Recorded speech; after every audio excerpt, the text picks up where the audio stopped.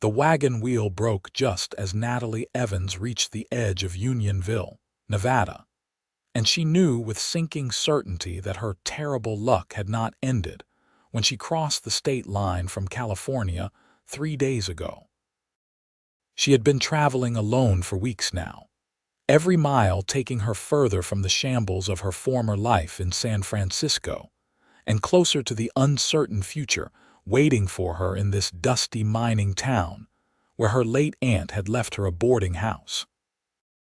The year was 1877, and women traveling alone were already viewed with suspicion, but a woman traveling alone with a broken wagon and no money left for repairs was practically asking for disaster.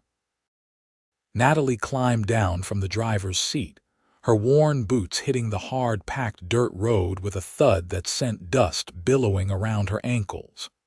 The sun beat down mercilessly on her dark hair, and she could feel sweat trickling down her spine beneath her plain cotton dress. She walked around to inspect the damage, though she already knew what she would find. The wheel had cracked clean through, probably weakened by the rough mountain roads she had traversed getting here. Her 2 horses stamped and snorted, as frustrated as she was by this final indignity. She stood there for a long moment, hands on her hips, staring at the useless wheel as if willpower alone could mend it.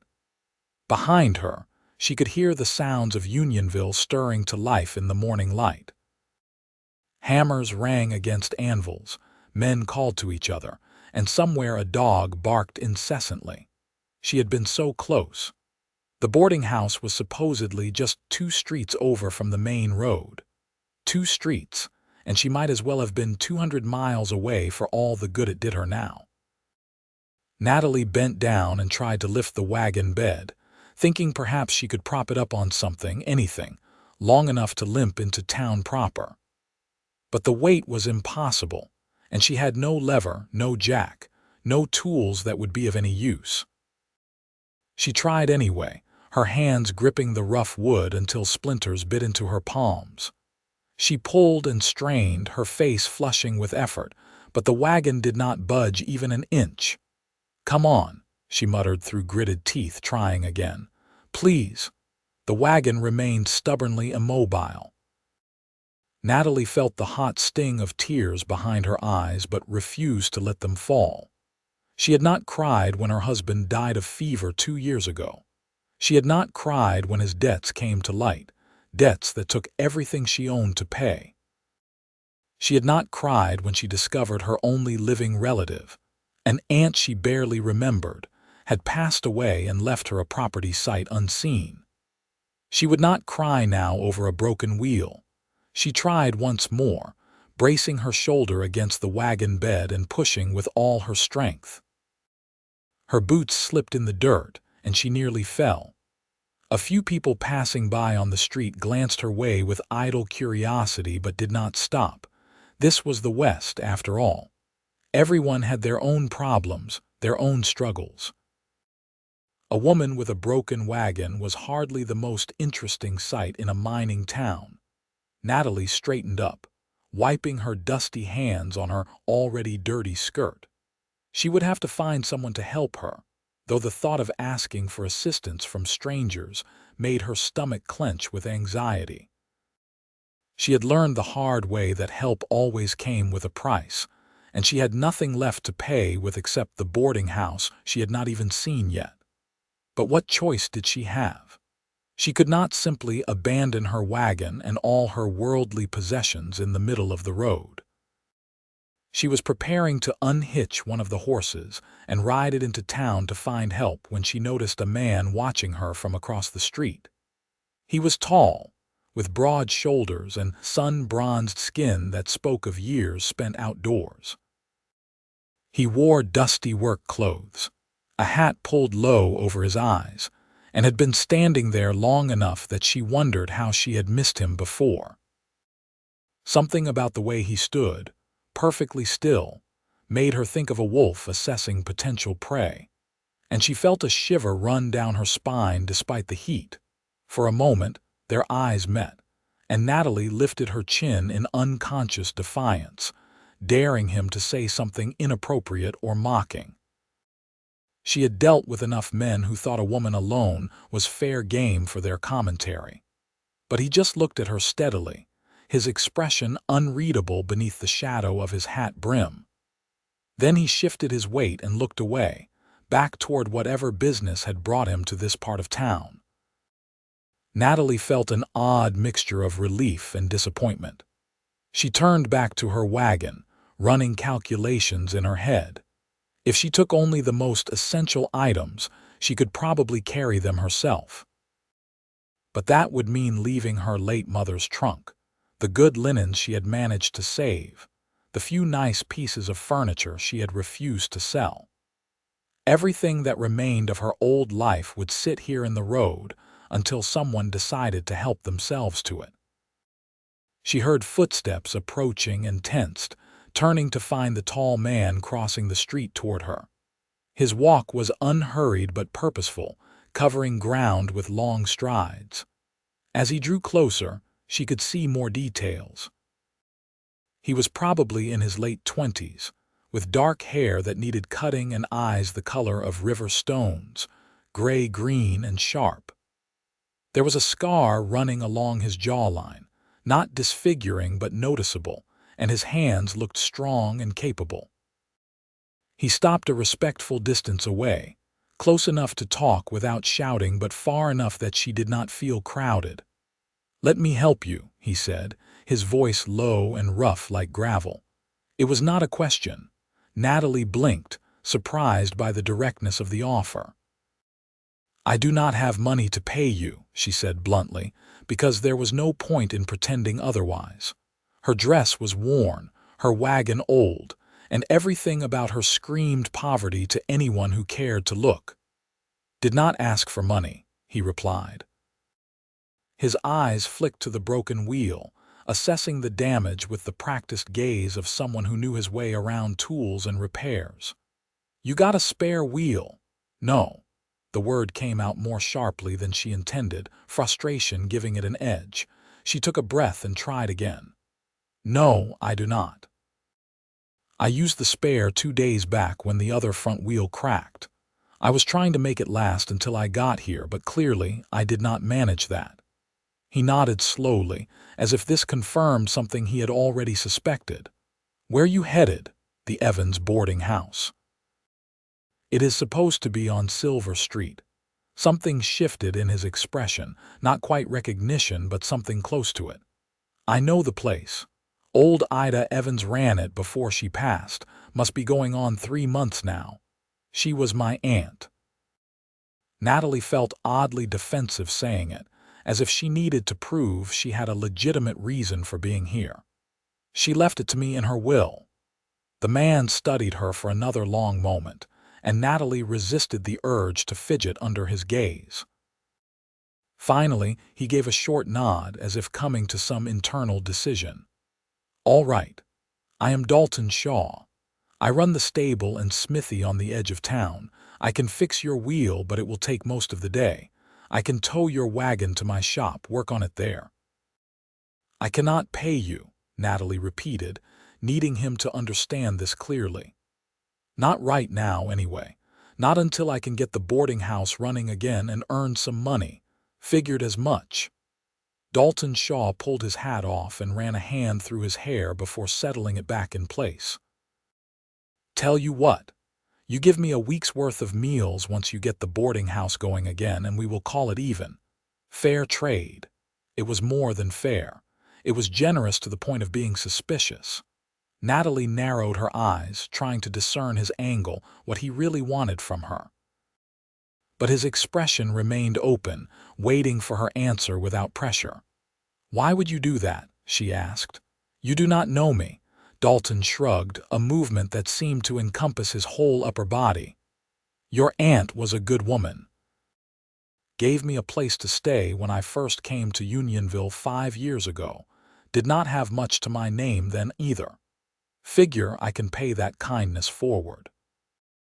He paused, then added, "Also, you looked like you were about to hurt yourself trying to lift that wagon, and I just got the blood stains out of my work apron from the last fool who tried something beyond his strength.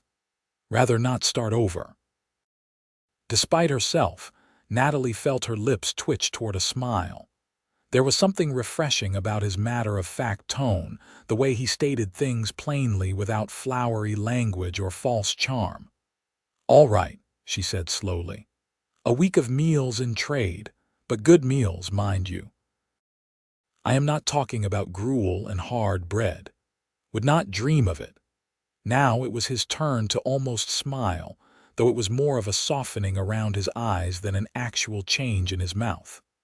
"Ida's cooking was some of the best in town. Figure you might have learned a thing or two from her." "I never met her," Natalie admitted. "My mother was her sister, but they had a falling out before I was born. I did not even know I had an aunt until the lawyer's letter found me in San Francisco." Dalton absorbed this information with another of his slow nods. "Well then, guess we will find out together if cooking runs in the family. Wait here. I will get my horses and the towing equipment. Should not take more than 20 minutes." He turned and walked away before she could respond, his long stride eating up the distance quickly. Natalie watched him go, then looked back at her wounded wagon. She felt something unfamiliar stirring in her chest, something she had not experienced in a very long time. It took her a moment to identify it as hope. 20 minutes later, true to his word, Dalton returned with a team of massive draft horses and a complicated arrangement of ropes and chains. He worked efficiently, speaking in low tones to the animals as he secured the wagon for towing. Natalie tried to help, but he waved her off. "You drive your own team. Just follow me. The roads get a bit tricky once we turn off Main Street." The journey to his stable took them through the heart of Unionville, and Natalie got her first real look at her new home. The town was bigger than she had expected, built into the side of a canyon with buildings clinging to slopes that seemed impossibly steep. Main Street was a hive of activity, even in the late morning heat. Miners trudged past with lunch pails, heading for the numerous tunnels that honeycombed the surrounding hills. Women in calico dresses hurried between the general store and the butcher's shop. A group of Chinese workers carried bundles of laundry, their voices rising and falling in a language Natalie did not understand. The air smelled of dust, horse manure, wood smoke, and something metallic she could not quite place. They passed a saloon with painted signs advertising whiskey and beer, a assay office with bars on the windows, a Methodist church that looked startlingly white against the brown landscape, and more shops than Natalie could count. Unionville was clearly prosperous, at least by Nevada standards. Silver had been discovered here nearly 2 decades ago, and from the look of things, the mines were still producing. Dalton led her away from the busiest streets, down a winding road that eventually opened onto a large property at the town's southern edge. A barn dominated the space, its red paint faded but still visible. Next to it stood a smaller building that housed the smithy, judging by the chimney and the sounds of metal on metal that rang out from within. There were several corrals with horses, a chicken coop, and a modest house set back from the main buildings. He directed her to pull her wagon into the barn, where the interior was blessedly cool and dim after the bright sunlight outside. Natalie climbed down from her seat, her legs stiff from the journey. She helped him unhitch her horses, and he showed her to an empty stall where they could rest and eat. "Make yourself comfortable," Dalton said, gesturing vaguely toward a bench near the barn entrance. "This is going to take me a while. I need to remove the wheel, see exactly what needs fixing.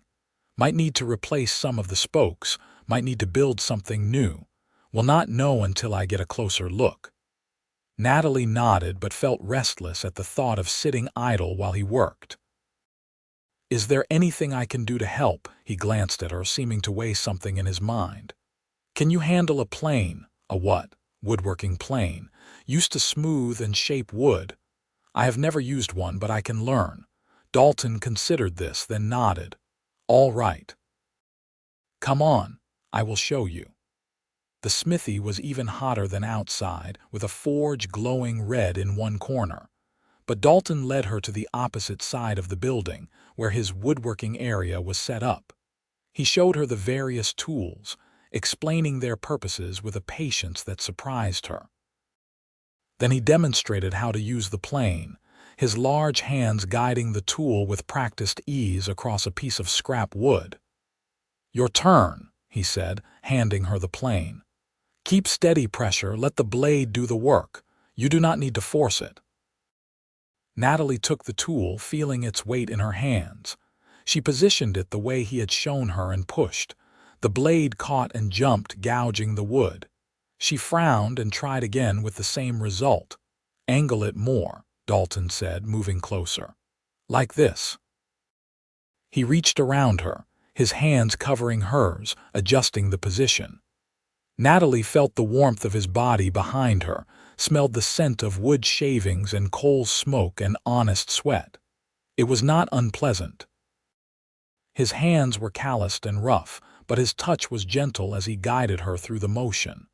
This time the blade slid smoothly across the wood, peeling off a thin, curling shaving. There you go, he said, stepping back. Keep practicing. I need those boards smooth before I can use them for the wheel spokes. He moved away to work on removing the broken wheel from her wagon, leaving Natalie alone with the plane and the stack of rough lumber. She set to work, finding a rhythm in the repetitive motion. It was satisfying in a way she had not expected. Seeing the rough would transform under her efforts into something smooth and useful. They worked in companionable silence for the next few hours, the sounds of their labor creating a kind of music. The rasp of the plane, the clang of Dalton's hammer, the crackle of the forge.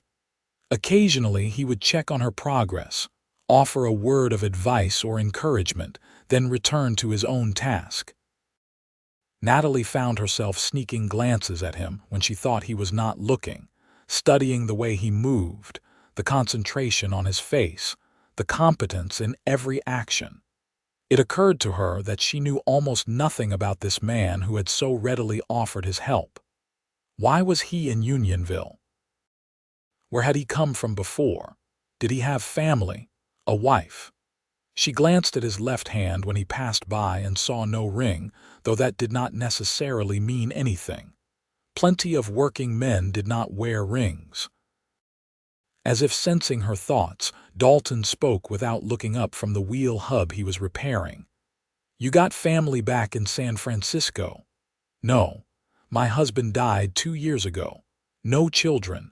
My parents passed when I was younger.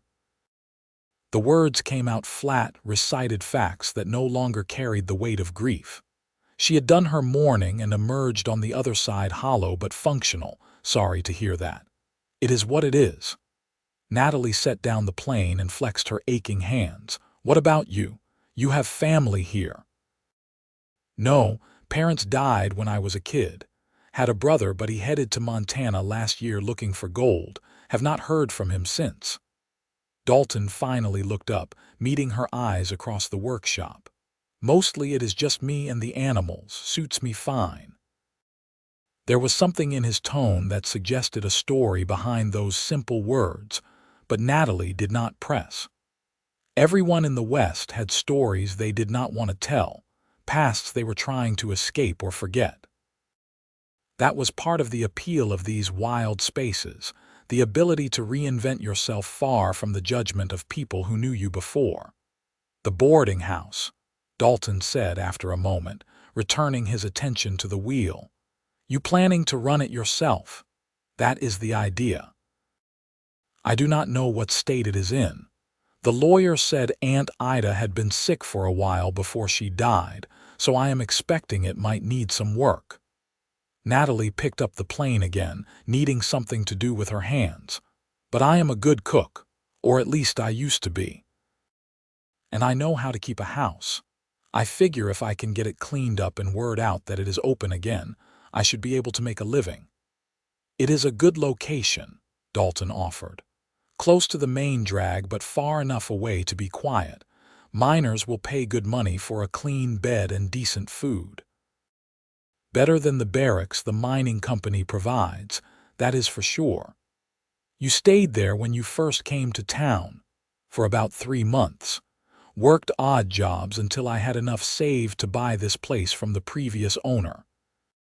He was heading back east.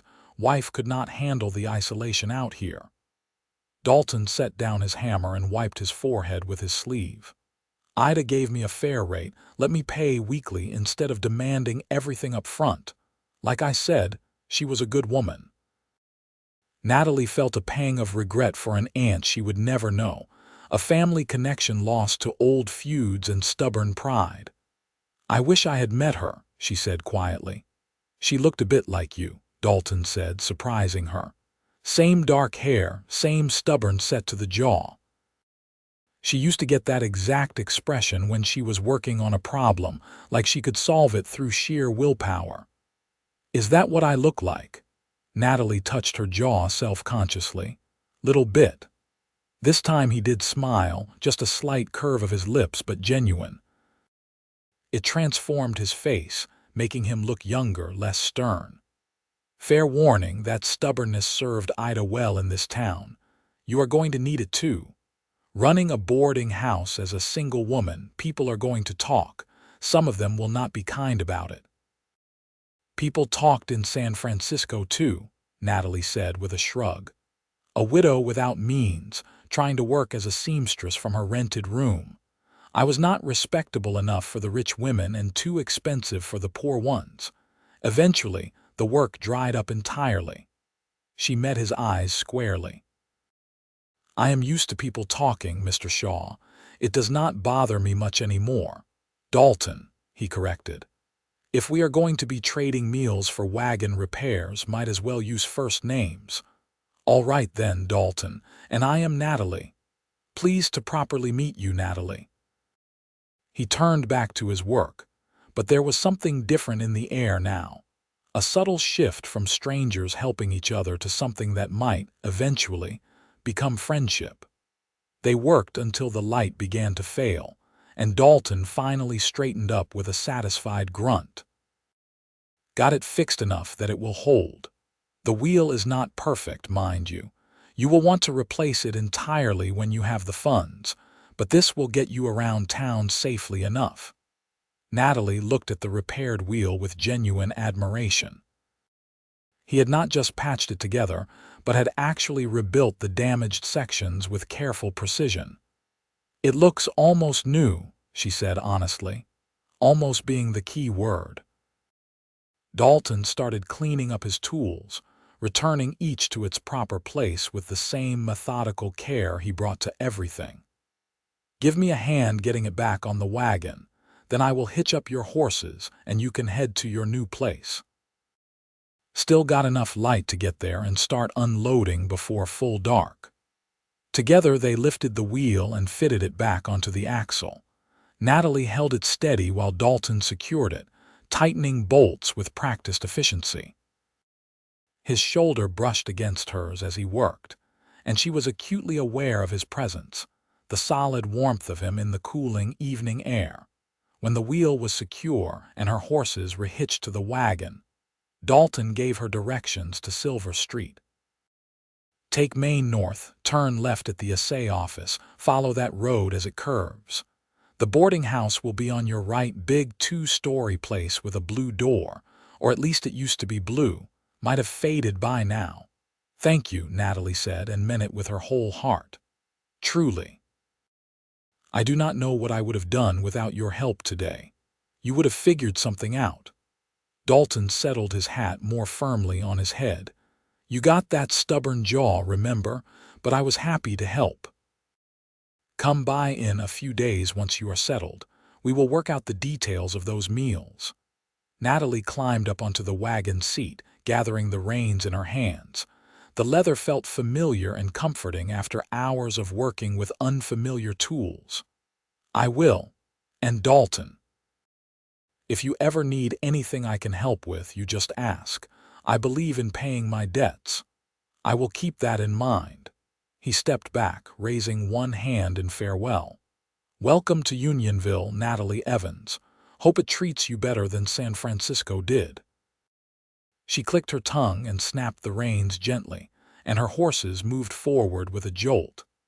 As she guided the wagon back toward Main Street, she found herself looking back once. Dalton stood in the doorway of his barn, silhouetted against the lamp light from within, watching her go. She raised her hand in a wave, and he returned it before turning back into the barn. The boarding house was not hard to find following Dalton's directions. It stood 3 stories tall instead of 2, which was her first surprise. The blue door had indeed faded to a dusty gray blue, and the whole building had a forlorn, neglected air. But the bones were good. She could see that immediately. The structure was solid, the windows intact, the porch only slightly sagging. Natalie pulled the wagon around back, where there was a small yard and what looked like it had once been a garden. She set the brake and just sat for a moment, looking at this building that was now hers. It felt surreal, like she had stepped into someone else's life. 3 months ago, she had been scraping by in a single room in San Francisco, wondering how much longer she could afford even that. Now she owned an entire building in Nevada, had traded work for wagon repairs with a blacksmith who seemed to expect nothing in return except meals, and was preparing to reinvent herself once again. The front door was unlocked, which probably should have concerned her but mostly just made her sad. Had Aunt Ida been too sick at the end to worry about security? Or had the town been respectful enough not to loot the house of a dying woman? She hoped for the latter but suspected it was probably a combination of both. Inside, the house smelled of dust and stale air and very faintly of lavender. The front room was set up as a parlor with several comfortable-looking chairs, though they were all covered with sheets now. Beyond that was a dining room with a long table that could seat at least 12 people. The kitchen was in the back, and Natalie felt her spirits lift when she saw it. It was spacious and well-equipped, with a good stove, plenty of counter space and shelves lined with dishes and cookware. Someone, probably a neighbor, had cleared out any perishable food, but the staples remained: flour, sugar, salt, coffee, dried beans. Upstairs there were 8 bedrooms of varying sizes, each simply furnished with a bed, a washstand, a chair, and a small wardrobe. The top floor held 4 more smaller rooms, probably meant for long-term boarders or staff. One of these, the largest, had clearly been Aunt Ida's personal space. Here the sheets covering the furniture were edged with lace, and there was a framed photograph on the dresser showing a woman who did indeed look remarkably like Natalie. Same dark hair, same determined expression. She picked up the photograph, studying her aunt's face, and felt that pang of loss again for a relationship that would never be. By the time she finished exploring, full darkness had fallen. Natalie lit several lamps, creating pools of warm light in the dusty gloom. Then she went back out to her wagon and started unloading her possessions. It took several trips, but eventually everything was piled in the front hallway. Her mother's trunk, her own smaller bag of clothes, the linens carefully wrapped in paper, the few books she owned, the box of sewing supplies she could not bring herself to leave behind even though she hoped never to take in piecework again. She was exhausted, every muscle aching from the long day, but she forced herself to do a few more tasks before collapsing. She pumped water from the kitchen well until it ran clear, filled the reservoir on the stove, and got a fire going. While the water heated, she found a broom and swept the worst of the dust from the kitchen and one of the upstairs bedrooms. When the water was hot, she carried it upstairs along with a sliver of soap and gave herself a quick wash, scrubbing away the dirt and sweat of travel. Finally, wearing a clean nightgown and with her hair braided loosely down her back, Natalie crawled into the bed in Aunt Ida's former room. The mattress was surprisingly comfortable, and the sheets, though musty, were good quality. She thought she would lie awake for hours, her mind spinning with all the work that lay ahead of her. Instead, she fell asleep almost immediately, dropping into a deep, dreamless slumber. She woke to bright sunlight streaming through the window and the sound of chickens clucking outside. Chickens. Natalie sat up, confused for a moment about where she was. Then memory returned. She dressed quickly in her oldest work dress and went downstairs to investigate. In the backyard, she found not just chickens but an entire functional chicken coop with about a dozen hens and one proud rooster. There was also a small vegetable garden that had gone wild but still showed signs of organization beneath the weeds. A pump provided water, and someone had stacked firewood neatly against the back of the house. These practical provisions touched her deeply. Her aunt had been preparing to die, had known she was leaving everything to a niece she had never met, and had tried to make things as easy as possible for her heir. Natalie collected eggs from the coop, pleased to find 4 of them, and went back inside to make breakfast. She fired up the stove, found a cast iron skillet, and soon had eggs frying alongside slices of salt pork from the stores in the pantry. She made coffee, strong and black, and sat at the kitchen table to eat. It was her first real meal in her own house, and even though she was eating alone, it felt like a celebration. Over the next 3 days, Natalie threw herself into the work of making the boarding house livable again. She opened every window to air out the rooms, beat the dust from the carpets and furniture, scrubbed floors until her knees ached and her hands were raw. She washed every piece of linen and bedding, hanging them on lines in the backyard where they snapped and billowed in the dry breeze. She cleaned the kitchen from top to bottom, discovering that Aunt Ida had left behind a remarkable collection of cooking equipment and supplies. Neighbors stopped by, curious about the new owner. Most were friendly, offering welcome and sharing stories about Ida. A woman named Martha Reynolds, who ran the general store with her husband, brought over a basket of fresh bread and preserves. "Your aunt was a dear friend," she said, her eyes kind behind wire-rimmed spectacles. "She spoke of you sometimes near the end. She was glad you would have the house, even though she regretted never knowing you." An older man named George Patterson, who owned the newspaper, came by to introduce himself and ask if she would like to place an advertisement announcing the boarding house's reopening. "No charge for the first one," he said. "Professional courtesy and respect for your aunt's memory." There were a few less welcoming visits. A pinched-faced woman named Mrs. Thornton made a point of stopping by to look Natalie up and down with obvious disapproval. "You are very young to be running an establishment like this alone," she said, her voice dripping with false concern. "People will talk, you know. Men coming and going at all hours, no husband to provide proper supervision. It is not quite respectable." "I am a widow," Natalie replied coolly, "not a child, and I am running a boarding house, not a saloon. My guests will be working men looking for clean lodging and good meals, nothing more." Mrs. Thornton sniffed. "Well, I suppose we shall see, will we not?" She swept out, leaving Natalie irritated but also oddly amused.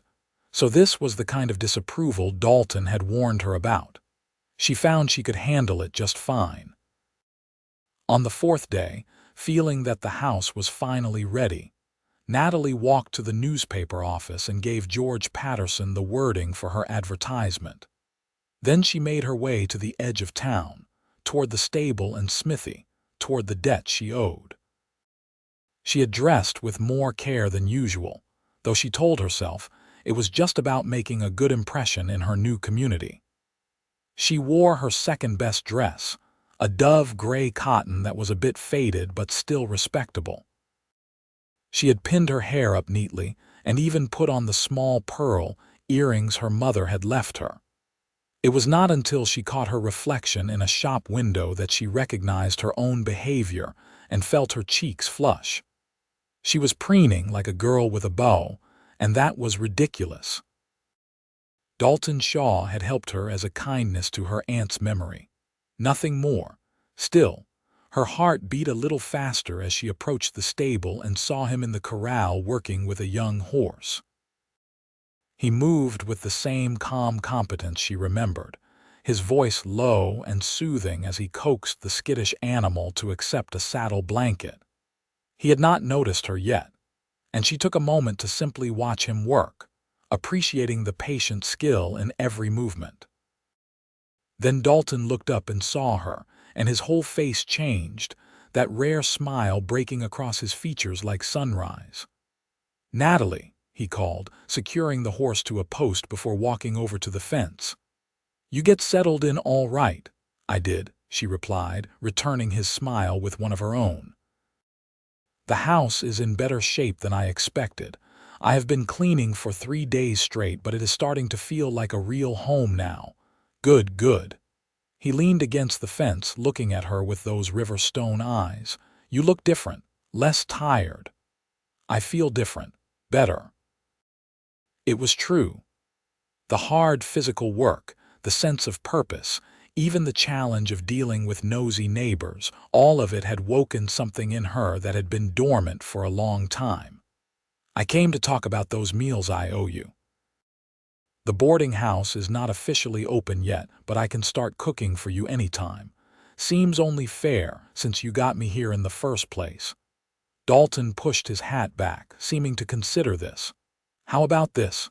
I usually eat lunch around noon. If you could provide that for me, 5 days a week for 2 weeks, that would more than cover the wagon repair. I am not fancy, anything hot and filling will do me fine." 2 weeks? I thought we said 1. You did not see how bad that wheel was. 2 weeks is more than fair. Natalie suspected he was inflating the value of his work to help her, but she also knew better than to argue with stubbornness that matched her own. "All right, 2 weeks of lunches, but they will be proper meals, not just beans and biscuits. That is not negotiable. Would not dream of arguing."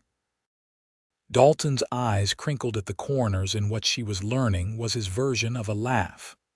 "Want to start tomorrow?" "Tomorrow is perfect. Noon, you said?" "Yes, madam, I will be here, hungry as a bear." They stood there for a moment, neither quite ready to end the conversation but unsure what else to say. Finally, Natalie cleared her throat. "I should go. I want to get over to the general store before it closes, stock up on a few things." "I will walk with you part of the way," Dalton said. "I need to pick up some nails from the hardware store." They fell into step together, walking back toward the center of town. The afternoon sun was warm but not oppressive, and a breeze carried the scent of sage from the surrounding hills. Natalie found herself acutely aware of Dalton beside her, the way people nodded greetings to him as they passed, the respect evident in those acknowledgments. He was clearly well-liked in Unionville, a man who had earned his place in the community. "Can I ask you something?" Natalie said after a while. "Sure. That first day when you saw me struggling with the wagon, you watched for a while before coming over." "Why?" Dalton was quiet for a few steps, and she thought maybe he would not answer. Then he said, "Wanted to see what you were made of." Lots of people give up when things get hard, start crying or throwing fits. But you just kept trying, even when it was clear you could not do it alone. That told me something about your character. "And what did it tell you?" He glanced at her, his expression serious. "That you were worth helping. That you would not waste the assistance or take it for granted." He paused. "That you reminded me of someone." "Who?" "Me. 5 years ago when I rolled into this town with nothing but a broken wagon and big plans.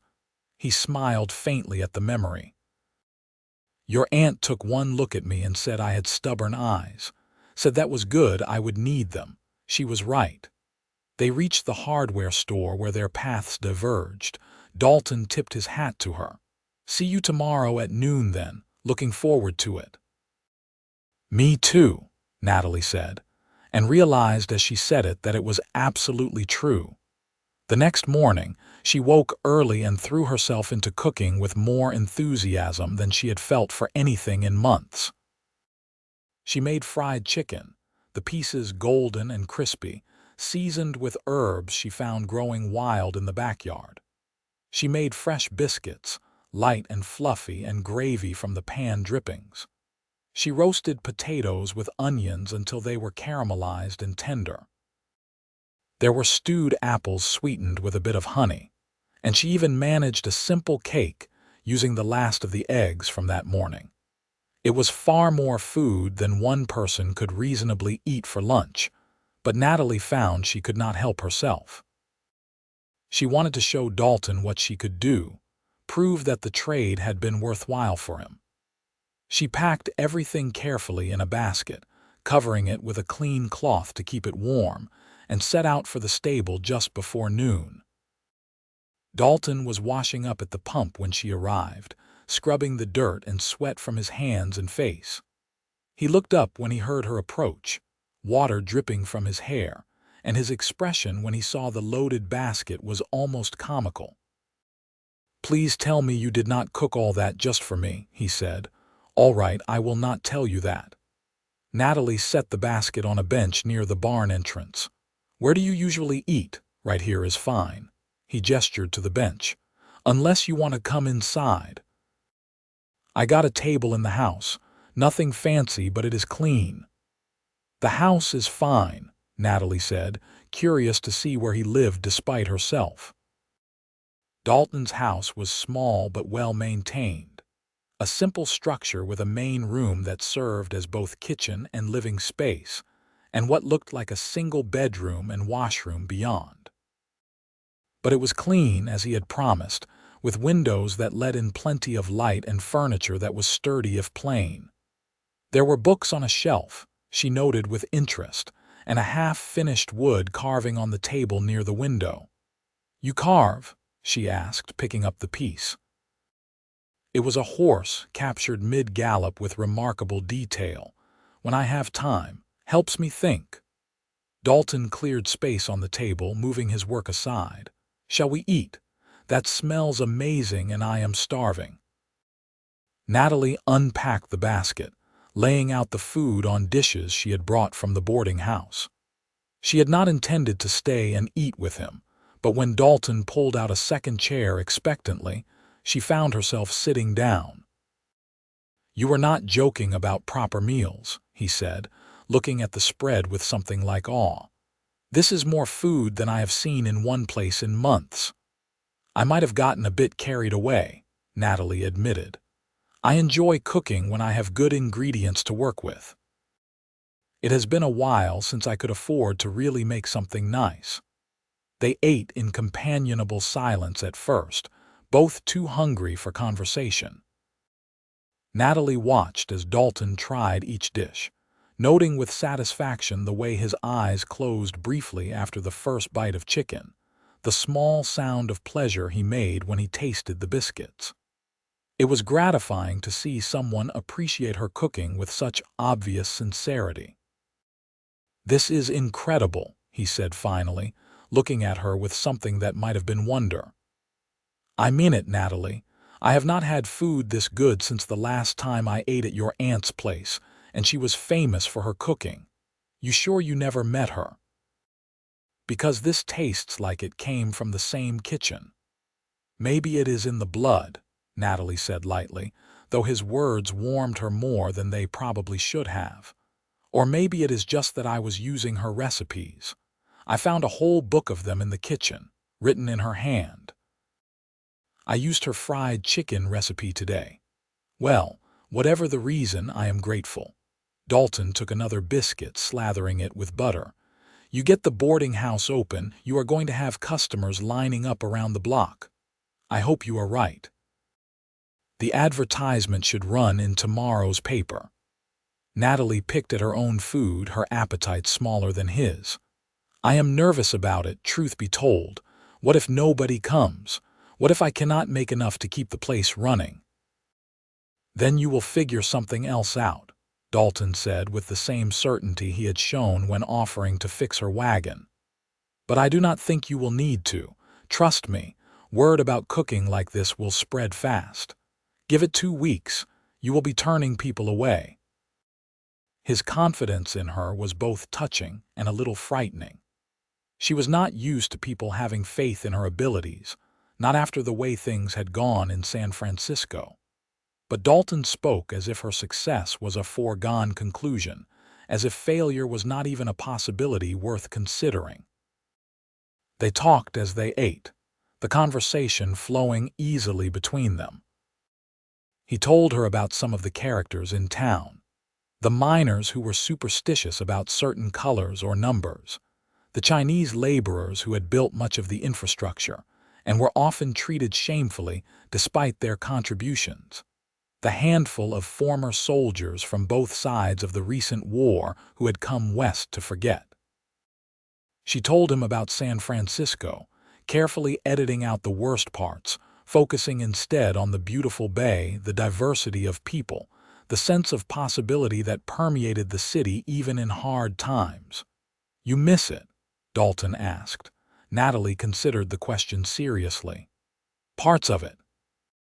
I miss the ocean, the sound of the fog horns at night. I miss having neighbors close enough to hear through the walls, even though I complained about the noise all the time.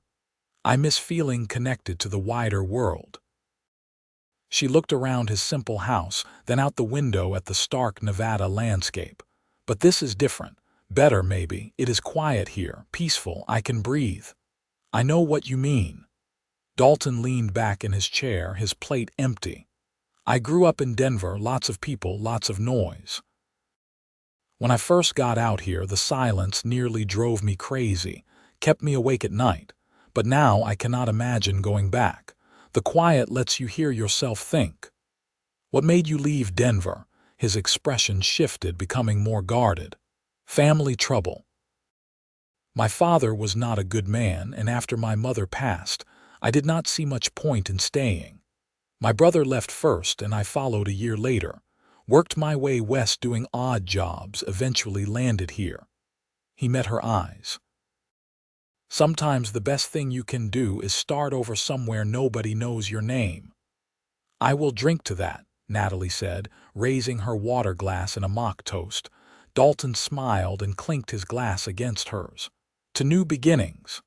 To new beginnings, she echoed. She stayed longer than she had planned, helping him wash the dishes and pack the empty containers back in her basket. When she finally prepared to leave, the sun was well past its zenith, and she realized she had spent nearly 2 hours in his company. It had not felt like that long. Same time tomorrow? Dalton asked as he walked her to the edge of his property. Same time, Natalie confirmed. Though probably not quite as much food. I think I made enough today to feed half the town. I am not complaining. I will finish the leftovers for supper and probably breakfast too. He paused, then added, Thank you, Natalie, not just for the food, though that was wonderful, for the company. It gets a bit lonely out here sometimes. His honesty touched her. You are welcome. I enjoyed it too. It is nice to have someone to talk to. She hefted the basket. I should go. I still have work to do before tomorrow. She walked back toward town, aware of his eyes on her until she turned the corner and passed out of sight. Her mind was full of their conversation, the easy way they had talked, the moments when their eyes met and held for just a beat too long. She barely knew this man, she reminded herself. He had helped her once, they had shared a meal, that was all. It did not mean anything, but her heart, traitor that it was, disagreed. The next few weeks fell into a pattern. Every day around 11:30, Natalie would finish preparing lunch and walk to Dalton's place. Sometimes she stayed to eat with him, Sometimes she just dropped off the food and hurried back to attend to her own work. But more often than not, she found excuses to linger. To try the new carving he was working on, to help him with some task around the stable, to listen to his stories about the horses he was training or the people who came through his shop. The boarding house advertisement ran, and just as Dalton had predicted, people started coming. First, it was just one or two miners looking for a change from the company barracks. But they told their friends about the clean rooms and incredible food, and soon Natalie had 5 steady boarders, then 7, then a full house. She was cooking 3 meals a day, changing sheets, hauling laundry, managing accounts, and somehow still finding time each day to bring lunch to Dalton. She told herself she continued even after the 2 weeks were up, because it was easier to cook for one more person than to change her routine. That was true, but it was not the whole truth. The whole truth was that those lunches with Dalton had become the best part of her day. The time when she could set down the burden of being the capable widow Evans and just be Natalie, talking with a man who made her laugh and made her think and made her feel things she had been sure were dead and buried with her late husband. One afternoon in early autumn, about 2 months after her arrival in Unionville, everything changed. Natalie was walking back from Dalton's place, empty baskets swinging from her arm, when she heard raised voices from behind the saloon. She should have kept walking, minded her own business, but something about the tone made her stop. That was fear in someone's voice, and pain. She set down her basket and moved quietly toward the sound, peering around the corner. What she saw made her blood boil. 3 men, clearly drunk despite the early hour, had cornered a young Chinese man. They were shoving him back and forth between them, laughing as he tried to shield his face. His lip was bleeding and his shirt was torn. "Stop it," Natalie shouted, surprising herself as much as the men. "Leave him alone." The 3 men turned to look at her, and one of them, a heavy-set fellow with a patchy beard, grinned unpleasantly. "This does not concern you, lady. Go back to your kitchen." "It concerns me when I see 3 grown men beating someone in broad daylight," Natalie snapped. "You should be ashamed of yourselves." The young Chinese man took advantage of their distraction to try to run, but one of the other men grabbed him by his long braid and yanked him back hard enough that he cried out. "We are just having some fun with the Celestial," the man said. "Teaching him his place, no harm meant." "Let him go," Natalie said, her voice shaking but firm. "Now, or what?" The bearded man took a step toward her, and Natalie fought the urge to back away. "You going to make us?" "No, but I am." The new voice came from behind Natalie, low and dangerous. She felt a rush of relief as Dalton stepped up beside her. He was not a violent man. She had learned that over their many conversations. But he was tall and broad and carried himself with the kind of quiet confidence that made smart people think twice about causing trouble. The 3 drunks sized him up, and Natalie could see the calculations running through their alcohol-fogged brains. 3 against 1, they might have stood a chance, but they would get hurt in the process, and Dalton did not look like someone who went down easily. "Come on," one of them muttered. "This is not worth it. Plenty more where he came from." They slouched away, muttering curses but not looking back. Dalton watched them go, his jaw tight, then turned to the young Chinese man who was now sitting on the ground, wiping blood from his mouth with his sleeve. "You all right?" Dalton asked, offering his hand. The young man looked surprised but accepted the help up. "Yes, thank you. They were just being cruel, not truly trying to hurt me badly." His English was perfect, with barely a trace of accent. "I am used to it, unfortunately." "You should not have to be," Natalie said angrily. She pulled a handkerchief from her pocket and handed it to him. "Here for your lip." "Thank you, miss." He dabbed at the cut, wincing. "You are very kind. Most people look the other way." Most people are cowards, Dalton said bluntly. What is your name? Wai Chen. I work at the laundry on the east side of town. Well, Wai Chen, those men give you any more trouble, you come find me. I am Dalton Shaw, I run the stable and smithy. Anyone in town can point you my way. Wai Chen's eyes widened slightly. You are the blacksmith who helped the Liu family last year when their shop burned. They speak of your kindness often. They are good people who deserved help, Dalton said gruffly, clearly uncomfortable with the praise. Now, you sure you are all right? You need someone to walk you back to work. No, I will be fine. Thank you again, both of you.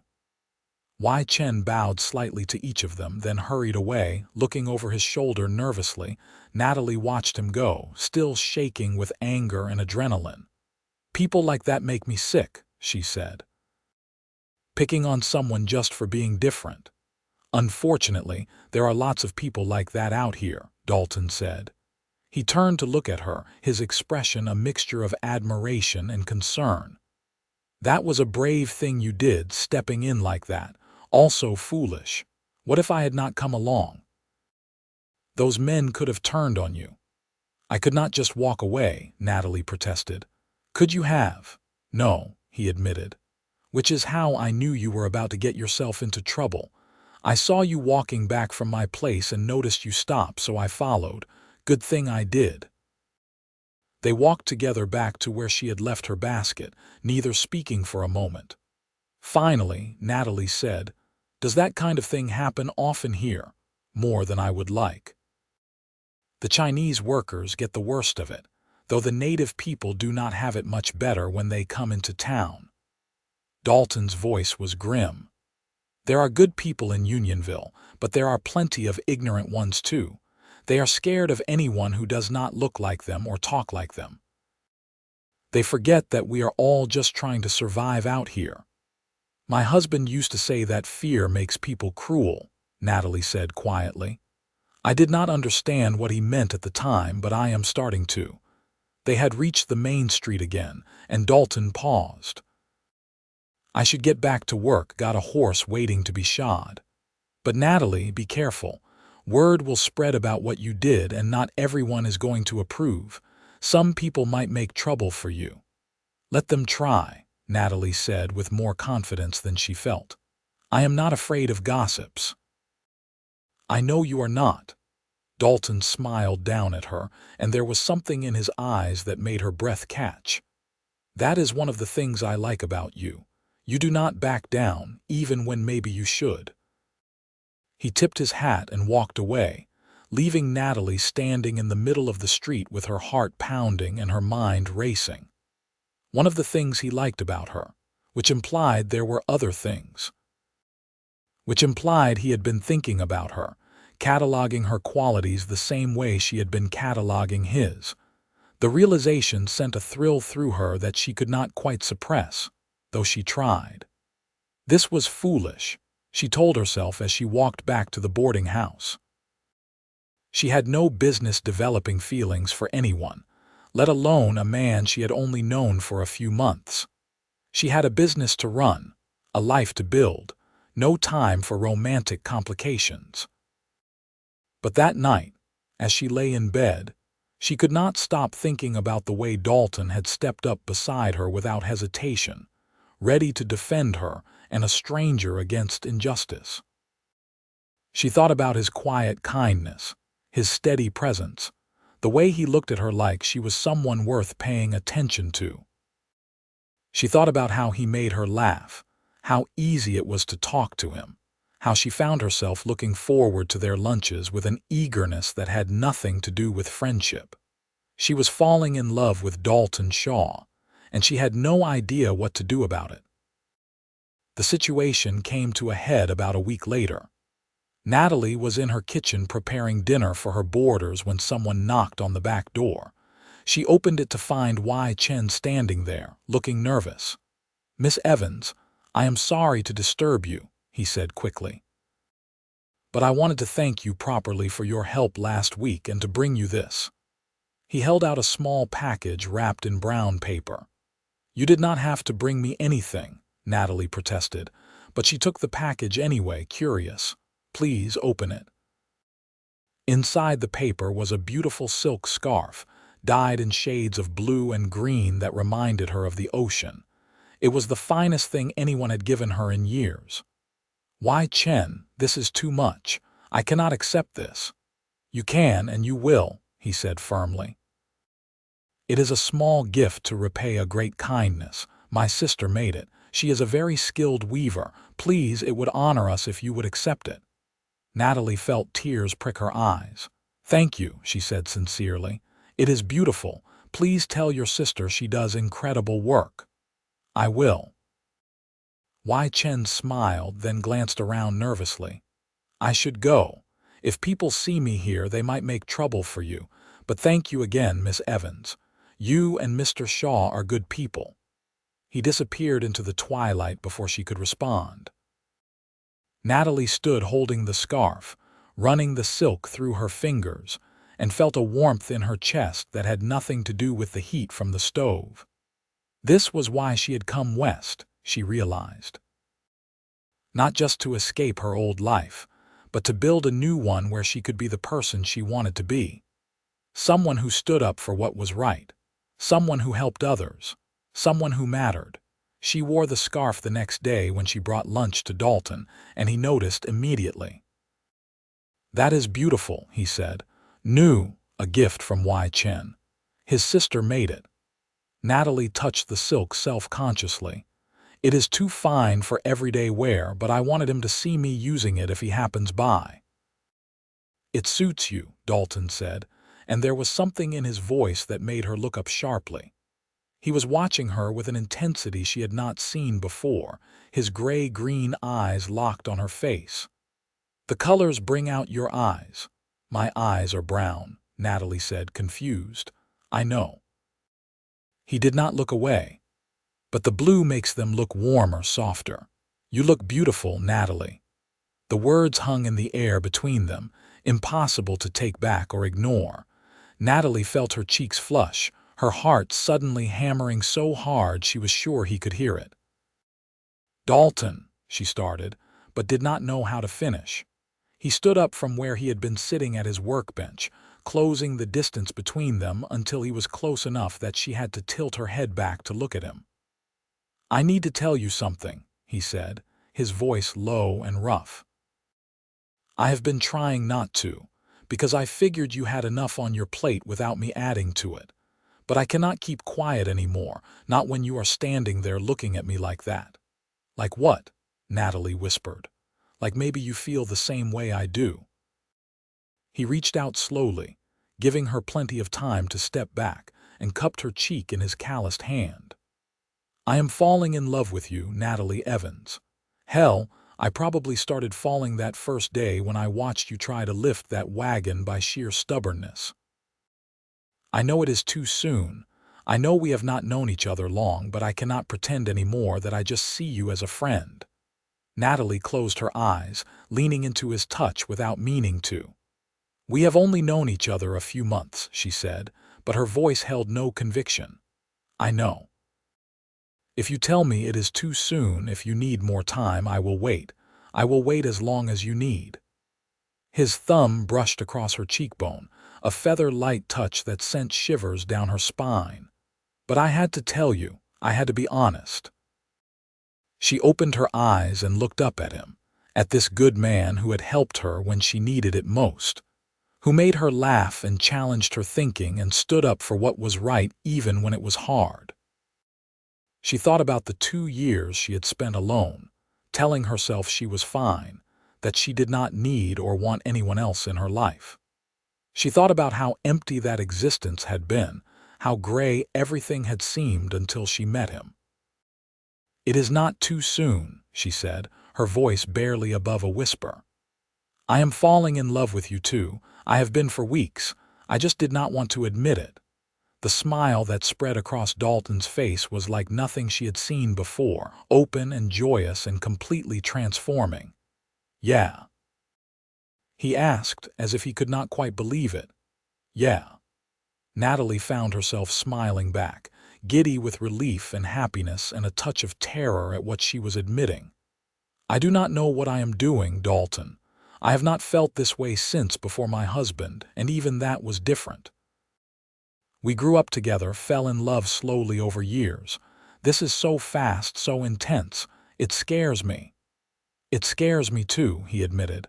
"But that does not make it less real, does it?" "No," she agreed. "It does not." He leaned down slowly, telegraphing his intention, and she rose on her toes to meet him halfway. Their lips met in a kiss that was gentle and tentative at first, testing, exploring. Then Natalie made a small sound and leaned into him, and the kiss deepened into something that stole her breath and made her knees weak. His arms came around her, holding her close, and she gripped his shoulders for balance, lost in the sensation of being held, being wanted, being cherished. When they finally broke apart, both breathing hard, Dalton rested his forehead against hers. "I want to do this right," he said. "Court you properly, let everyone in town see that my intentions are honorable. I know you are worried about your reputation, running the boarding house as a single woman. I do not want to make that harder for you." "I appreciate that," Natalie said, though part of her wanted to throw propriety out the window and just stay in his arms forever. "We should take our time, get to know each other better." "Agreed." He pulled back slightly, though he kept one arm around her waist, as if he could not quite bring himself to let her go completely. "So, Miss Evans, may I have permission to court you?" "You may, Mr. Shaw," Natalie said formally, then ruined the effect by grinning. "Though you should know, I am a very demanding woman. I expect flowers and poetry and long walks in the moonlight." "I can do flowers and walks," Dalton said thoughtfully, "but I should warn you, my poetry is terrible. I tried to write a sonnet once and my horse laughed at me." Natalie burst out laughing, the sound bright and free in the quiet of his workshop. "Then I suppose I can do without the poetry. Just the flowers and walks will be fine." They stood there for a long moment, just holding each other, savoring the newness of this thing between them. Finally, Natalie sighed regretfully. "I need to get back. I have to start preparing supper and I am already running behind." "I know." Dalton pressed a kiss to her forehead before releasing her. "But tomorrow, instead of just dropping off lunch, would you like to stay and eat with me? We could make an afternoon of it, take a walk after, let people see us together." "I would like that very much," Natalie said. She picked up her empty basket, reluctant to leave but knowing she must. "Tomorrow, then." "Tomorrow." He walked her to the edge of his property, his hand finding hers and their fingers intertwining naturally. At the point where she needed to turn toward town, he lifted her hand to his lips and kissed her knuckles. "Thank you, Natalie, for taking a chance on me." "Thank you for being worth taking a chance on," she replied softly. She walked back to the boarding house feeling like she was floating, her whole body humming with joy and nervous energy. Several people greeted her on the street, and she returned their hellos with unusual enthusiasm, too happy to care about propriety. In the back of her mind, she knew there would be challenges ahead. People would gossip, some would disapprove, and navigating a courtship while running a business would not be easy. But for now, in this moment, none of that mattered. What mattered was the smile she could not wipe off her face and the warmth in her chest, and the memory of Dalton's arms around her. That evening, as she served supper to her boarders, she noticed one of them, a grizzled miner named Tom Harrison, studying her with amusement. "You are looking awful cheerful, Miss Evans," he said. "Got some good news?" "Just a pleasant afternoon," Natalie replied diplomatically, but she could feel her cheeks warming. Tom exchanged knowing glances with the other men at the table. "Heard you have been spending a lot of time out at Shaw's stable lately." "Mr. Shaw fixed my wagon when I first arrived," Natalie said, her voice calm despite her racing heart. "We became friends. Friends." Tom nodded slowly, but there was a twinkle in his eye that suggested he knew it was more than that. Well, Shaw is a good man, better than most around here. You could do worse. Tom, leave the poor woman alone, another boarder said, a younger man named Jack Morris who had always been respectful to Natalie. Her personal business is her own. Just making an observation, Tom said mildly, but he dropped the subject and turned to complaining about conditions in the mine, which was his favorite topic anyway. Natalie retreated to her kitchen as soon as it was polite to do so, her mind racing. If her boarders had already noticed something between her and Dalton, the whole town probably knew or soon would. That was the reality of life in a small community like Unionville. Privacy was a luxury that did not really exist. Everything you did, everyone you talked to, it all became fodder for gossip eventually. The thought should have bothered her more than it did. Mrs. Thornton would certainly have things to say. There would be whispers, speculation, possibly even some who would think poorly of her for pursuing a relationship while running a boarding house. But as Natalie washed the supper dishes and put away the clean plates, she found she did not care as much as she thought she would. Let them talk. She had spent too many years worrying about what other people thought, trying to meet impossible standards of respectability. It had not made her happy, had not saved her marriage or her life in San Francisco. Maybe it was time to stop performing for an audience and start living for herself. The next day, she dressed with care in her best dress, the emerald green one she had been saving for special occasions. She pinned her hair up in a softer style than usual and wore the silk scarf Wai Chen had given her. When she looked at herself in the mirror, she saw a woman who looked younger than her 26 years, with color in her cheeks and brightness in her eyes. She saw someone who looked happy, and the sight was almost startling after so long seeing only exhaustion and grief reflected back at her. She prepared lunch with the same care she brought to everything she cooked, but today she added extra touches. A pie made with dried apples reconstituted in whiskey, buttery biscuits with jam, roasted chicken with herbs, and a salad made from the last of the fall vegetables from her garden. She packed it all carefully, making sure everything would stay warm during the walk to Dalton's place. He was waiting for her on the porch of his house, cleaned up and wearing what were clearly his best clothes. His hair was damp, freshly washed, and he had shaved the perpetual stubble that usually darkened his jaw. He stood when he saw her approaching, his face breaking into that wonderful smile that made her heart skip. "You look beautiful," he said as she climbed the steps to his porch. "You clean up pretty well yourself," Natalie replied, feeling suddenly shy. This was different from all their other lunches, weighted with intention and expectation. They were not just friends sharing a meal anymore. They were courting officially, and that changed everything. Inside his house, they set the table together, and Natalie found herself hyper-aware of every brush of his hand against hers, every moment when they stood close enough to touch. The air between them felt charged, electric with possibility. They sat down to eat, and for a few minutes neither spoke, the silence stretching between them until it became almost uncomfortable. "This is awkward," Dalton said finally, and the blunt honesty made Natalie laugh. "It is," she agreed. "Why is that? We have eaten together dozens of times." "Because we are both thinking about that kiss yesterday and wondering if it is going to happen again," Dalton said, his eyes meeting hers directly. "At least I am. Cannot speak for you." "I am thinking about it too," Natalie admitted, her cheeks warming. "But maybe we should eat first." "The food is getting cold." "Right, food. Good idea." Dalton applied himself to his meal with determined focus, and gradually the awkwardness faded. They started talking, falling back into the easy conversation that had always characterized their time together.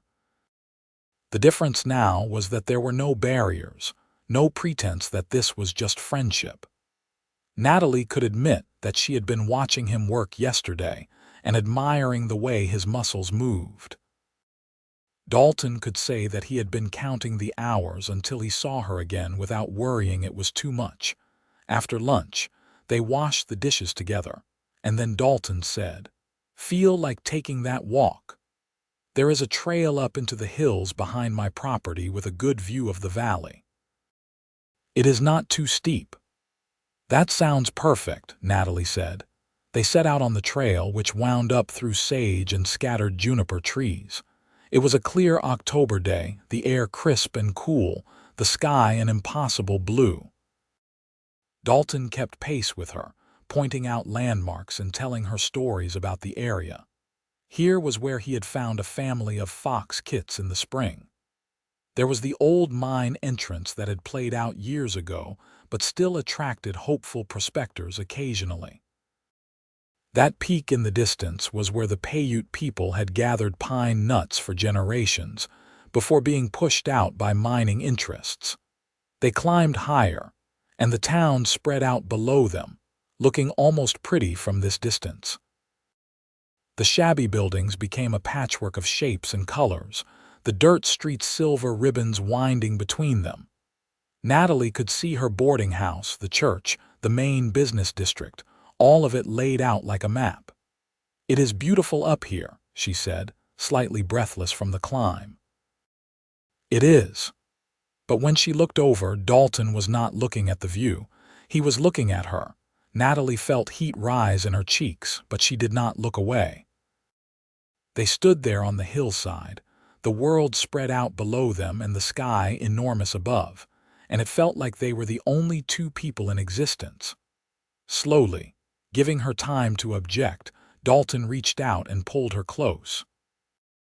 His arms came around her waist, and she looped hers around his neck, their bodies fitting together like puzzle pieces finding their match.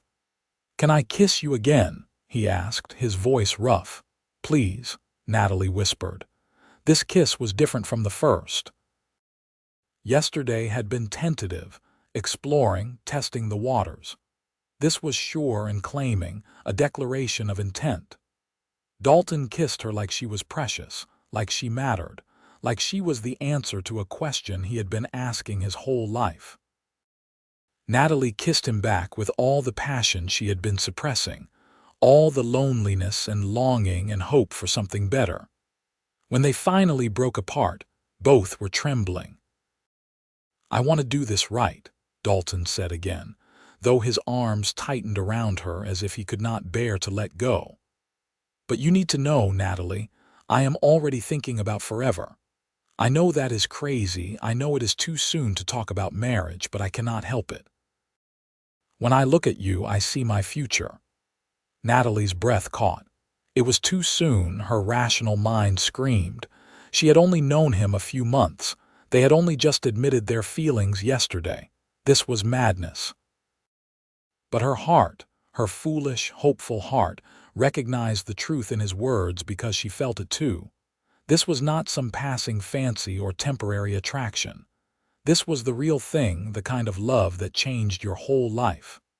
"I see my future too," she admitted quietly, "and it terrifies me. What if we are wrong? What if this feeling fades? What if we rush into something and ruin it? Then we will deal with it together," Dalton said simply. "But Natalie, I do not think we are wrong. I think we are the most right thing that has happened to either of us in a very long time." She wanted to believe him. God, she wanted to believe him so badly. "Can we just take it one day at a time?" she asked. "Not worry about forever yet, just focus on now. We can do anything you want," Dalton promised. "As long as now includes me getting to see you, talk to you, hold you like this, I can be patient about the rest." They stood there for a long time, wrapped in each other's arms, not talking, just being together. Finally, as the sun began its slide toward the horizon, they made their way back down the trail. Dalton walked her to the edge of town, and they parted with a kiss that promised more tomorrow. The next few months passed in a blur of happiness and work and stolen moments together. Natalie's boarding house thrived, her cooking and hospitality drawing steady business. Dalton's stable and smithy remained busy, his reputation for quality work and fair dealing ensuring he always had customers. They saw each other every day, sometimes for hours, sometimes just for a few minutes when one or the other was too busy to spare more time. But every interaction, no matter how brief, left Natalie feeling full and content in a way she had never experienced before. The town accepted their courtship with a mixture of approval and nosiness that was par for the course in a place like Unionville. Tom Harrison appointed himself unofficial protector of Natalie's reputation, glaring at any man who so much as looked at her wrong. Martha Reynolds from the general store was delighted, claiming she had predicted the match from the beginning. Even Mrs. Thornton, after much hemming and hawing, admitted that Dalton Shaw was at least respectable, which was high praise from her. There were challenges, of course. Running a boarding house and a smithy left little time for romance. There were days when Natalie was so exhausted she could barely keep her eyes open, and days when Dalton was so busy he could not spare even 5 minutes for a conversation. They had their first real fight in November, a stupid argument about whose turn it was to visit whom that escalated because they were both tired and stressed. Natalie said some harsh words about feeling like an afterthought. Dalton snapped back that maybe if she cared less about what the town thought and more about them, they could spend more time together. They did not speak for 2 days, both too stubborn to apologize first. It was Tom who finally knocked sense into Natalie. "You are being an idiot," he said bluntly over breakfast. "That man worships the ground you walk on, and you are pouting because he got overwhelmed and said something stupid. We all say stupid things when we are tired. Go apologize before you lose the best thing that has happened to you." Natalie wanted to argue, but she knew he was right.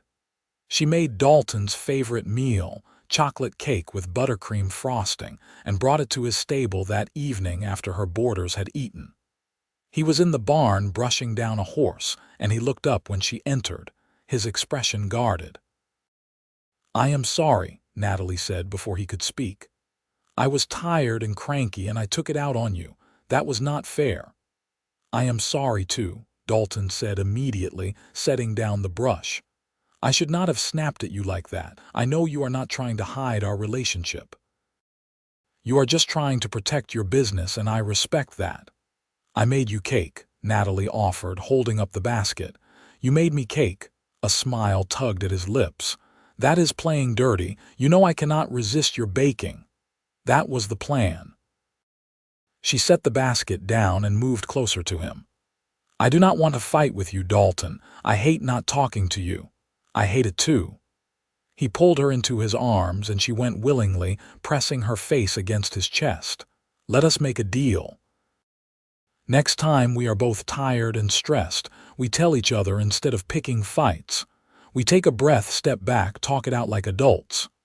"Deal," Natalie agreed. "Now can we have cake?" They ate the cake sitting on hay bales in the barn, the horses nickering softly in their stalls, and everything felt right with the world again. That night, as Natalie walked home, she realized something important.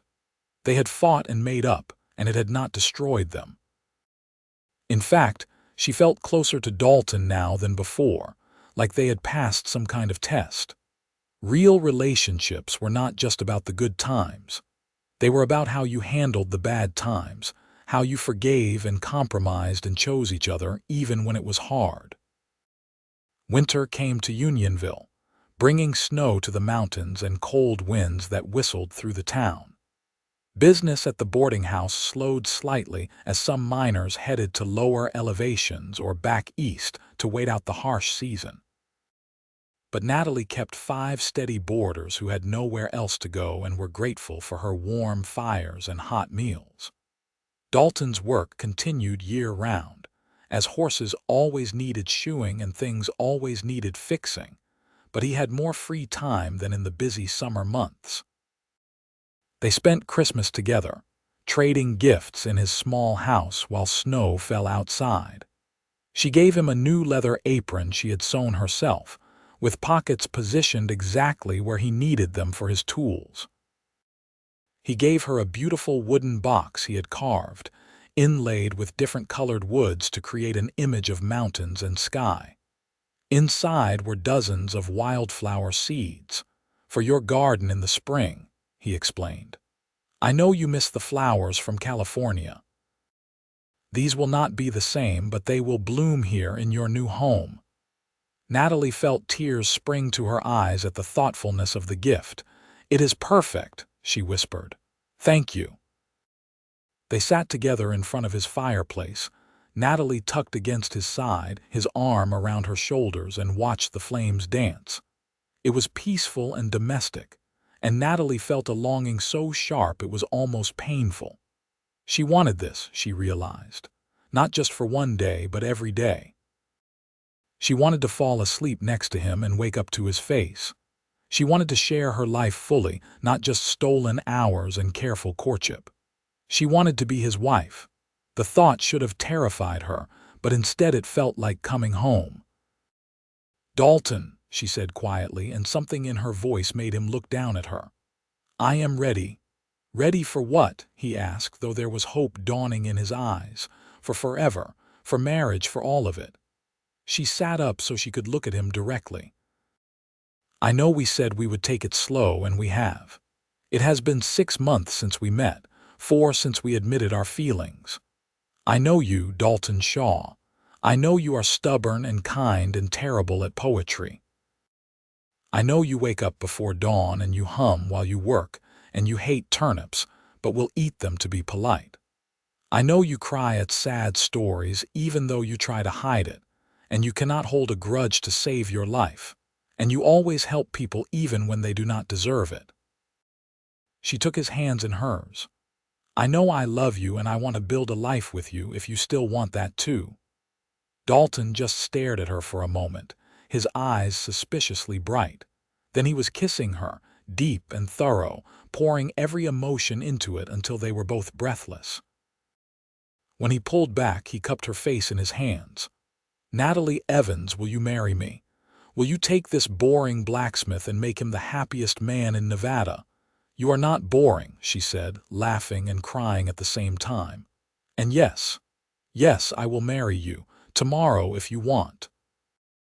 Tomorrow is too soon, you deserve a proper wedding. He kissed her again, quick and joyful. But soon. How about New Year's Day? Start the new year, start our new life together. New Year's Day is perfect, Natalie agreed. They spent the rest of the evening making plans, too excited to sleep. They would be married in the Methodist church, with Tom Harrison giving Natalie away since she had no family present. Martha Reynolds would stand up for her, and Dalton's friend George from the newspaper would stand up with him. They would have a small reception at the boarding house, nothing fancy but plenty of good food and drink. Then Dalton would move into the boarding house with her, taking one of the upstairs rooms as their private quarters while she continued to run the business.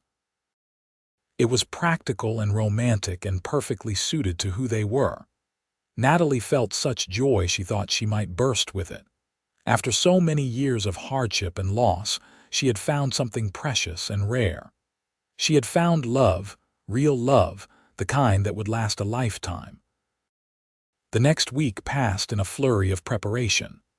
Natalie sewed herself a new dress, dove gray silk with cream lace at the collar and cuffs. It was simple but elegant, and when she tried it on, Martha Reynolds declared her the most beautiful bride in Nevada. Dalton bought a new suit, dark blue wool that made his eyes look even more striking. They went together to visit the Reverend to arrange the ceremony, and he seemed pleased to be officiating, saying the town needed more good news. News of their engagement spread through Unionville like wildfire, and the response was overwhelmingly positive. Tom Harrison insisted on throwing Dalton a bachelor party, though he promised it would be respectable. The ladies of the church organized themselves to help with the reception food, bringing dishes to supplement what Natalie was preparing. Even Mrs. Thornton came by with a gift, a set of embroidered pillowcases that must have taken her hours to make. "You have proven yourself to be a respectable woman," she said stiffly, as close to an apology as she could probably manage. "I wish you joy in your marriage." "Thank you," Natalie said sincerely, moved by the gesture despite their rocky beginning. Wai Chen brought a gift as well, a beautiful painting of mountains and clouds on silk. "For your new home," he said. "May you have a lifetime of happiness together." The Chinese community had become friends with Natalie over the months, appreciating her willingness to stand up for them and treat them with the respect others often denied. Several of them came to the boarding house regularly now, trading laundry service for meals, and Natalie had learned a few words of their language. She treasured their acceptance and friendship. New Year's Eve arrived, and Natalie spent it in a strange state of nervous excitement. Tomorrow she would be married. Tomorrow her life would change forever. She lay awake long into the night, listening to the sounds of the boarding house settling around her, and felt profound gratitude for the strange path that had brought her here. If her husband had not died, if she had not lost everything in San Francisco, if her aunt had not left her this property, she never would have met Dalton. Sometimes, she thought, the worst things that happened to you were actually doorways to something better. You just had to be brave enough to walk through them. The morning of her wedding dawned clear and cold, the sky a brilliant blue. Natalie dressed with Martha's help, her hands shaking slightly as she fastened the buttons on her new dress. Martha fussed with her hair, pinning it up in an elaborate style with a few curls left to frame her face. As a final touch, she wore the silk scarf Wai Chen had given her all those months ago, draped over her shoulders like a shawl. "You look perfect," Martha declared, her eyes misty. Absolutely perfect. The walk to the church felt both too long and too short. Natalie's heart was pounding, and she had to remind herself to breathe. But when she stepped into the church and saw Dalton waiting at the altar, all her nervousness vanished. He looked at her like she was the only person in the world, his love written clearly on his face for everyone to see. The ceremony was simple, but heartfelt. Dalton's voice shook slightly when he repeated his vows, and Natalie's eyes filled with tears during hers. When the Reverend pronounced them husband and wife and told Dalton he could kiss his bride, the kiss was tender and sweet and full of promise. The small congregation, packed into the little church, erupted in applause. The reception at the boarding house was a joyful celebration. Someone had brought a fiddle, and there was music and dancing in the parlor. The food was plentiful and delicious, the wine flowed freely, and everyone seemed determined to give the newlyweds a memorable send-off into married life. Natalie danced with Dalton, with Tom, with George, with Wai Chen, until her feet hurt and she was breathless with laughter. "Happy?" Dalton asked, pulling her close during a slower song. "Happier than I have ever been," Natalie said honestly. "This is perfect. You are perfect." "I am far from perfect," he said with a smile. "But I will spend the rest of my life trying to make you happy. That is a promise." "You already make me happy," she said, "just by being you." As the sun set and the party finally wound down, Dalton and Natalie retreated upstairs to their private rooms. The boarding house had quieted, her guests either gone home or settled in their own quarters, and they were finally alone as husband and wife. Natalie felt a flutter of nerves, but Dalton took her hands and kissed them gently. "We do not have to do anything you are not ready for," he said quietly. "We have the rest of our lives. There is no rush." But Natalie shook her head. "I am ready," she said. "I want this. I want you." They came together slowly, tenderly, learning each other with patience and care. It was different from Natalie's previous experience with her first husband, who had been young and awkward and rushed. Dalton was gentle and thorough, making sure of her pleasure before seeking his own. When they finally lay tangled together afterward, sated and drowsy, Natalie felt more connected to another human being than she had ever thought possible. "I love you," she whispered into the darkness. "I love you too," Dalton replied, his arm tightening around her. "Always will, Natalie Shaw." Natalie Shaw. Her new name, her new life, her new beginning. She fell asleep with a smile on her face, safe and warm and loved. The years that followed were not without challenges. Running a boarding house while Dalton managed the stable meant long hours and hard work for both of them. Money was sometimes tight, especially in the lean winter months. They had disagreements and frustrations, days when the weight of responsibility felt crushing. But through it all, they had each other. They had the foundation of respect and love they had built, the commitment they had made before God and the community. In the spring of 1879, Natalie discovered she was pregnant. The news filled her with joy and terror in equal measure. She had always wanted children, but the reality of bringing a child into the harsh world of the frontier was daunting. Dalton was thrilled, already planning an addition to their living quarters to accommodate a nursery. He fussed over her health, insisting she rest more and take on less work, though Natalie insisted she was perfectly fine to continue her normal activities. Their son was born in November, a healthy baby with his father's gray-green eyes and his mother's dark hair. They named him Thomas Dalton Shaw, after Tom Harrison, who had been such a good friend to them both. The grizzled miner cried when they told him, insisting he had something in his eye even as tears ran down his weathered cheeks. Motherhood was harder than Natalie had expected, but also more rewarding. She loved watching her son grow and change, loved seeing Dalton with him, the big blacksmith handling the tiny baby with such careful gentleness. Her boarders all became honorary uncles, taking turns entertaining Thomas when Natalie needed to focus on cooking or cleaning. Wai Chen brought traditional Chinese clothes for the baby, beautifully embroidered, and Martha Reynolds knitted an endless supply of blankets and booties. 2 years later, a daughter followed, whom they named Rose Ida Shaw after the wild roses that grew in the hills and the Aunt Natalie had never met, but who had made all of this possible. Rose was fierce from the beginning, all squalling determination and strong will. "She has your stubborn jaw," Dalton said with a laugh, and Natalie could not argue.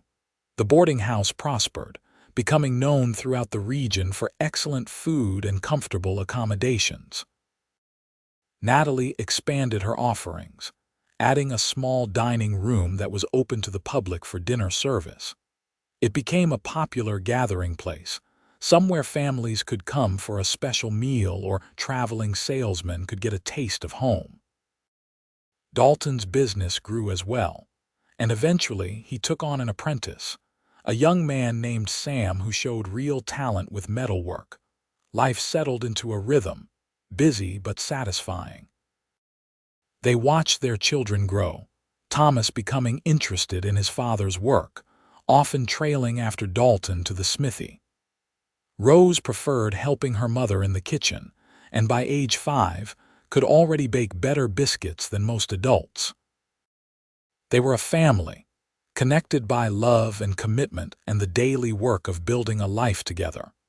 In 1885, nearly 8 years after Natalie first rolled into Unionville with a broken wagon and no prospects, she stood on the hill behind Dalton's stable, looking down at the town. So much had changed, yet in many ways everything was exactly as it should be. The boarding house stood solid and welcoming, smoke rising from its chimneys. The stable and smithy were thriving, with horses in the corrals and the clang of hammer on anvil ringing out. Their children were healthy and happy. She and Dalton were still deeply in love, their partnership growing stronger with each passing year. She felt arms come around her from behind and leaned back against Dalton's solid warmth. "What are you thinking about?" he asked, his chin resting on top of her head. "About that first day when you watched me struggle with the wagon," Natalie said. "About how you walked over and said, 'Let me help you,' how that simple offer changed everything." "Best decision I ever made," Dalton said. "Well, second best. The best was asking you to marry me." "Technically, I asked you," Natalie pointed out with a smile. "True, but I was going to ask, you just beat me to it." He turned her in his arms so she faced him. "No regrets, not a single one," Natalie said firmly. "This life we built, it is everything I did not know I wanted, everything I needed. Me too." He kissed her, slow and sweet. "Happy anniversary, Natalie Shaw. Happy anniversary, my love."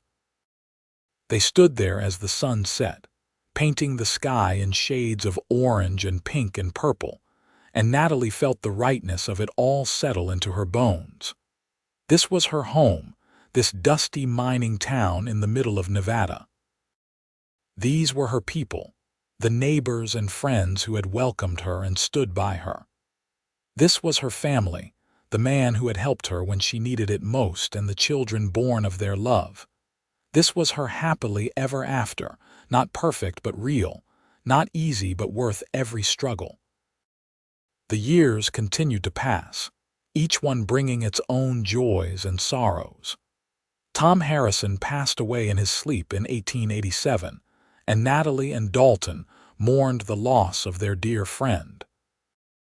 Martha Reynolds's husband died shortly after, and Martha came to live at the boarding house, becoming part of their extended family.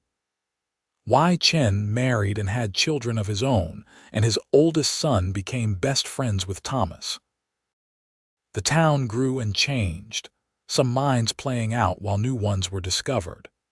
People came and went, following fortune or fleeing failure, but some, like Natalie and Dalton, stayed and put down roots. In 1890, they celebrated Thomas's 11th birthday with a party at the boarding house. He was already tall for his age, growing into the promise of his father's height and strength. Rose, at 9, was all energy and curiosity, constantly getting into mischief. They had also welcomed a second son 2 years prior, Daniel, who was the quietest of their children, content to sit and observe rather than participate in his siblings' chaos. That evening, after the party had ended and the children were in bed, Natalie and Dalton sat together in their private sitting room. The boarding house was full, business as good as it had ever been. They had expanded twice now, adding more rooms to accommodate demand. Dalton had built a new, larger smithy and had 3 apprentices working under him. By frontier standards, they were prosperous, comfortable, successful. "You ever think about where we would be if I had not helped you that day?" Dalton asked idly, whittling a piece of wood that was slowly becoming another horse sculpture. "Sometimes," Natalie admitted. "I suppose I would have managed somehow, found someone else to fix the wagon, opened the boarding house on my own, but I would not have been happy, not really. I would have been surviving, not thriving. You made all the difference, Dalton. You gave me more than help with a broken wheel. You gave me a home, a family, a reason to believe in happy endings again." Dalton set down his carving and pulled her close. "You gave me those things too, you know. I was so lonely before you came, even if I did not want to admit it. I thought I was fine on my own, but I was just going through the motions. You made everything brighter, gave my life meaning beyond just work and sleep and work again." They sat in comfortable silence, the kind that only came from years of knowing each other inside and out. Outside, they could hear the sounds of Unionville settling down for the night. the distant laughter from the saloon, the bark of a dog, the creak of wood as the temperature dropped. These familiar sounds were the soundtrack of their life, as much a part of home as the house itself. Years later, when their children were grown with families of their own, Natalie would look back on these moments as some of the best of her life. Not the big events, the weddings or births or celebrations, but these quiet evenings with her husband. The simple peace of being with someone who knew you completely and loved you anyway. The comfort of a hand to hold, a shoulder to lean on, a voice that could calm any worry or fear. Thomas followed his father into the blacksmithing trade, eventually taking over the business when Dalton's hands became too stiff with age to work the forge effectively. Rose, strong-willed and independent, became a teacher, opening a school for all the children in Unionville regardless of their background or ability to pay. Daniel, the quiet one, surprised everyone by becoming a lawyer, fighting for minors' rights and fair treatment of immigrant workers. All three children married well and gave Natalie and Dalton a passel of grandchildren who kept them young even as their hair went gray and their steps slowed. The boarding house remained a fixture in Unionville through all the changes the town underwent. When the mines finally played out in the early 1900s and the population dwindled, Natalie adapted, turning part of the house into a small restaurant that drew people from miles around. Even when they were too old to do the hard work themselves, they kept it running with the help of Rose's daughter Emily, who had inherited her grandmother's talent for cooking. On their 35th wedding anniversary, Dalton took Natalie back to the hill where they had first kissed, where they had stood so many times over the years. It was harder to climb now, their joints protesting the steep trail, but they made it eventually, moving at a slower pace but still moving. From the top, they looked down at Unionville, so much smaller than it had been in its heyday but still home. "No regrets?" Dalton asked, echoing the question he had posed so many times over the years. "Not a single one," Natalie replied, giving the answer she always gave because it was always true. "You? Only that I did not walk over and help you sooner," Dalton said with a smile. "Could have had a few more minutes together at the start." Natalie laughed and took his hand, their fingers intertwining automatically as they had done thousands of times before.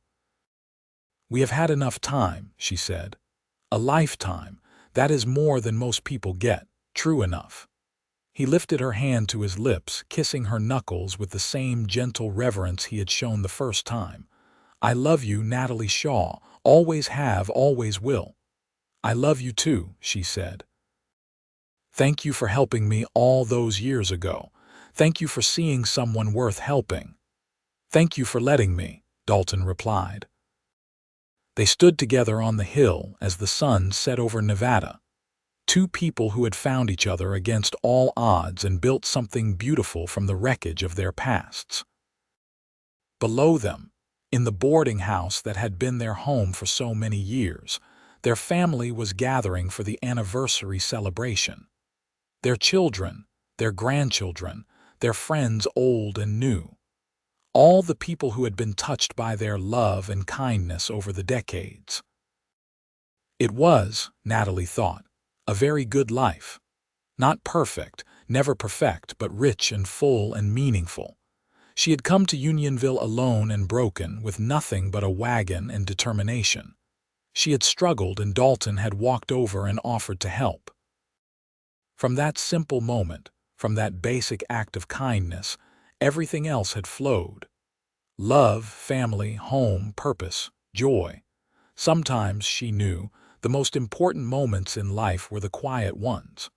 The small choices that seemed insignificant at the time but changed everything. The decision to accept help when it was offered. The courage to trust again after being hurt. The willingness to open your heart despite knowing it could break. Dalton had watched her struggle alone, had finally walked over and said, "Let me help you." She had accepted that help, and in doing so had found everything she did not know she was looking for. As the stars began to appear in the darkening sky, and they slowly made their way back down the hill toward the celebration awaiting them, Natalie felt profound gratitude for every moment, every choice, every challenge that had led her here. To this place, this man, this life. It was, truly, a happy ending, the kind that only came from hard work and commitment and love that deepened with time. The kind that lasted forever, written not in grand gestures but in daily acts of kindness and choosing each other again and again. The kind that started with a broken wagon and a stranger's offer to help, and ended with a lifetime of memories and a love that would endure long after they were both gone, carried on in the stories their grandchildren would tell, and the legacy of goodness they left behind.